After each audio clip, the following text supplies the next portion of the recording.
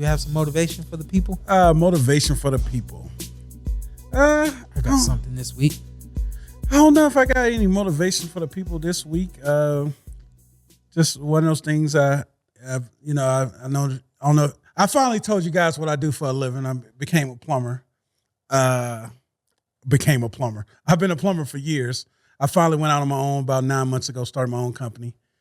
First 2 months was tough, stress. Thought I was gonna lose it all.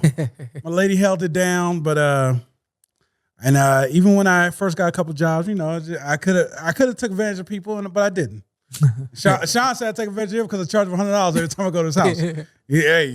Y'all know how much plumbing costs, but I would say one thing I live by. Somebody asked how. At this point now, I'm making great money, and my company is really, really, really successful, and I'm blessed. Thank you, Jesus, every day. But someone asked me that's been running a company for 20 plus years. He's like, I've never seen somebody do what you've done in the last 6 to 8 months. I said, man, I always live by one thing, man. Kindness will take you where money won't. I don't try to take advantage of people, and that's always been my thing. I always got a heart for people. So if I can help you, I will. It's no point for me coming into your house taking advantage of somebody. No point in taking advantage of somebody to get to the next step. Right. Eventually, that advantage is going to meet you somewhere down the line. It'll be there. It's going to meet you. Yeah. Believe so it's no point in me. So I live by that, man. Just kindness will take you where money won't. And that's just always been my thing. And, yeah, man. And I felt like that helps me right now, and just good faith. Absolutely. That's what's up. For me, got a guy that one of my close friends, I call him my mentor. I was talking to him this week, and he sent me a message. He said, if it wasn't for this job, my life would be easy. And then this is the message that I sent to him. When circumstances are out of your control, create an environment of peace and joy in that stance. And then he said, as toxic as this environment is, I maintain those words.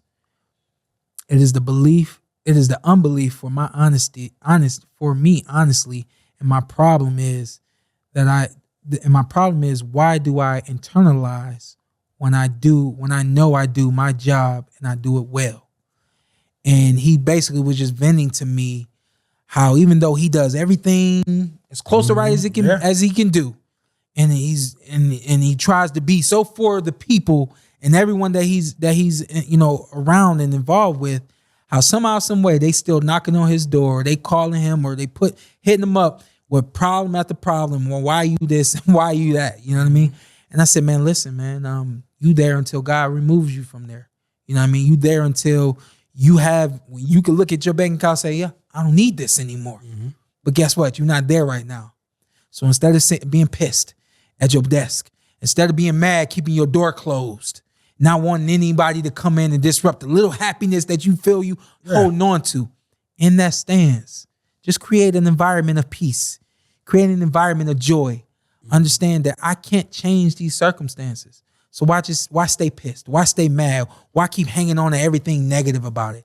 Instead, in that stance, this is what I'm telling y'all, create an environment of peace and joy. You may not like where you work. You may not like your relationship every day. On the days that you don't like your relationship, stand firm in that peace and that joy, understanding that God gonna give me tomorrow, Lord willing. And if he do, tomorrow gonna be better than today. But it's only gonna be better if I create an environment within myself of peace and joy. This is the PorterWay.